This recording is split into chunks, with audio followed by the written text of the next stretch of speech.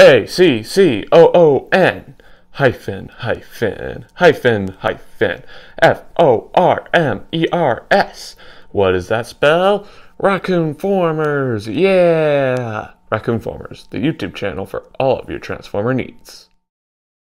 Hello everyone, Raccoon-Formers here, and today I'll be taking a look at the Transformers Studio Series number 80 Deluxe Class Brawn.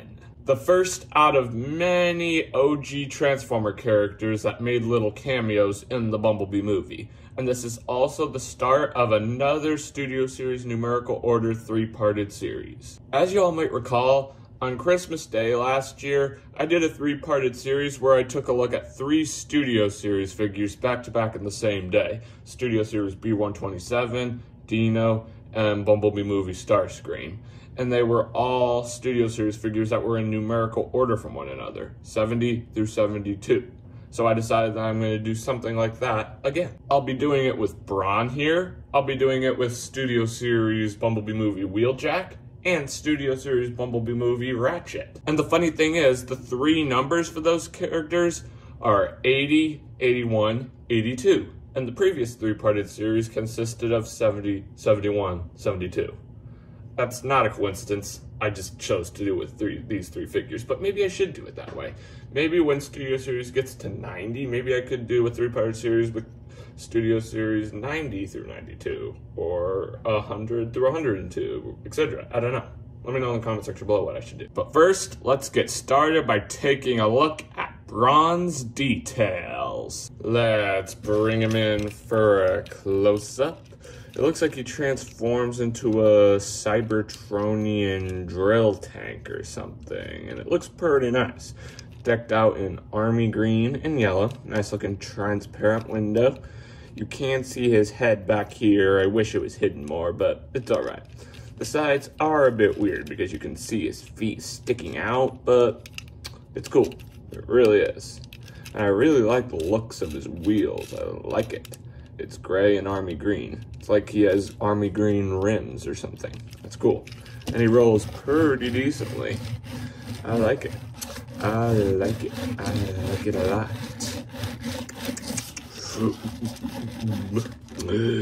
Yeah, it's alright. Brawn comes with 2 accessories. He comes with a blaster, because like I always say, Transformers gotta come with a blaster. It's just the way they work. And he comes with a little drill, which goes along with the fact that I think Brawn transforms into a drill tank. I'll show how this applies later on. But yeah, it's pretty decent. The back is decked out in gray and the front is decked out in silver. I wish the drill tank bit spun. That would have been cool. But it kind of can once you tab it on. I'll show it later on. But they're pretty good. They really are. I like them. Well, friends, let's get on with some comparisons. Here we have Mr. Brawn next to his fellow 3-parted series mates, Studio Series Wheeljack and Ratchet. Ooh, and there's also a bit of fuzz there. Let me get that out. These 3 figures look pretty decent next to one another. None of these characters actually transformed in the Bumblebee movie, so this comparison will look a whole lot nicer once I get them to robot mode. But they do look pretty decent, and they tie into their G1 vehicle modes perfectly, because like I always say, the characters from the Bumblebee movie look just like their G1 selves, just with some subtle live-action-ish qualities, and I really like it. These 3 figures look phenomenal together. They really do. Well, friends, this pretty much wraps up Brawn's vehicle mode. Let's get down to transformation, shall we? And he didn't spin all that much. You can remove his gun and his drill part. Set both of them off to the side. Then you come here to the side, take his very much visible legs, and detach them from the side. Then you can rotate this assembly around, making them look like legs. Then you can fold this down, rotate this forward. Repeat the same process on the other side. Detach this, bring this around, rotate it around, and there you go. Pretty impressive, I might add, and pretty satisfying, honestly. Then you can come here, Attach his arms, bring them out. Take the faux, actually no, they're not faux wheels, but just take the wheels and fold them in. You can take his head and fold it outward. Then you can take this assembly, fold it inward and click it into place, like so. Looking fly. And then you can take his gun, tab it into his hand, and where is it? Veer back, I lost it. Sorry lads, I accidentally misplaced his drill part, but I found it. You can take it and tab it right there to give him an epic looking gun. Looks so epic. It's actually almost too heavy for his arms to carry because they sometimes fall down, but you can. And here we have the Transformers Studio Series number 80 Deluxe Class Brawn in his awesome looking robot mode. That transformation was definitely simplistic and satisfying. That's a good version of the acronym SOS, not Save Our Soul, simplistic and satisfying. Now that's a good combination. Now let's take a look at some of Brawn's details. Let's bring him in for a close-up. Let me get his ridiculously large gun down. Take a look at that head sculpt. It looks so incredibly detailed. And is it just me, or does this look a lot like the Juggernaut from X-Men? Not the creepy one from the rated R movie Deadpool. I'm talking about the PG-13 one from X-Men The Last Stand. Here's a side-by-side comparison. See? Don't they look so incredibly similar? Maybe Braun is meant to be an enforcer for the Autobots, just like how the Juggernaut is kind of an enforcer for the X-Men villains like Mystique and Magneto. And that's the reason why they look so incredibly alike. If that's the case, it makes no sense on why Braun was killed off immediately at the beginning of the Bumblebee movie, but I bet Travis Knight had a reason for that. But still weird, honestly. But we have more details to take a look at. He's decked out in army green and yellow, just like we saw in his vehicle mode. And he has an awesome looking Autobot insignia on this gray piece here on the chest. Awesome looking arms, decked out all in army green, which looks sick. Nice looking feet, which are pretty sturdy. And yeah, it's pretty decent. Pretty decent. He's got some pretty decent articulation, I might say. Let me just take this off because that's just going to get in the way. He's got phenomenal articulation in the arms. There's a lot of swivels. Swivels here, swivels there, swivels everywhere. There's an articulated bend at the elbow. There isn't actually any rotation at the elbow, so maybe there's not a ton of articulation in the arms, but it's still pretty decent. Head is somewhat articulated. He's like saying, I ain't doing it. He's like saying, you know, he's tilting his head like he's saying no. I don't know.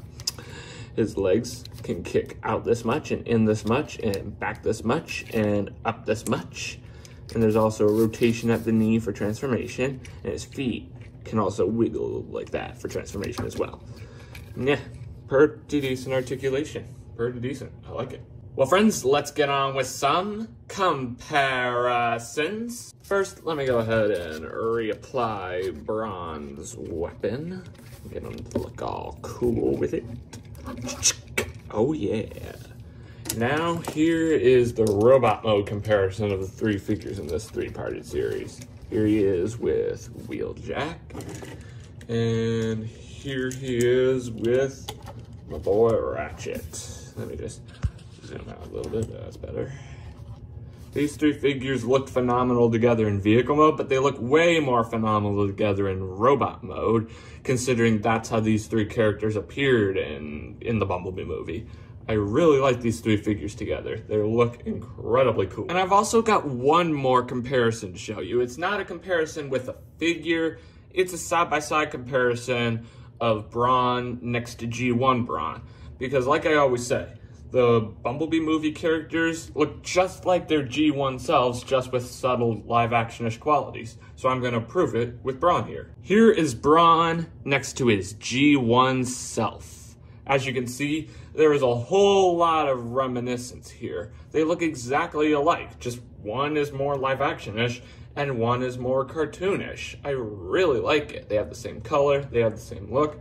It's so cool. Travis Knight did a good job with the character designs. I really like it. Well, friends, this pretty much wraps up Braun's Juggernaut-like robot mode. Let's get down to transformation, shall we? Ooh, that was good. So first, you can remove his accessories. Also, you can remove that as well, and you can set that off to the side. And you can come back here to his back, open it up, which seemed a bit cruel and unusual, honestly. You can fold out his wheels. You can start lowering his head downward, and you can take his arms, fold them back. This little tab here is supposed to tab right into that little slot there, but it doesn't really work that well, so you can just set the arms inside and it'll suffice just fine. You know, we just do the same thing on the other side. There we are. Now, you can also keep lowering that down to make sure the head is not showing. Then you can come here, rotate this around and fold the foot up. Repeat the same process on the other side. And you can fold this down. Rotate the wheel or the legs to the side. Like that. Then you tab this little tab right here into this tab on the wheel. And it sort of makes the wheels a bit hidden. And the wheels do still spin, thankfully. Otherwise, it'd be a bit weird, you know. Let me just get this for you. I'll be right back. Guys, I figured out what was going on. I forgot to rotate the waist around. Like, look, when I folded the legs up, the wheel here was upside down. So you can give it a good old rotation. Now, let's give it a good old-fashioned try.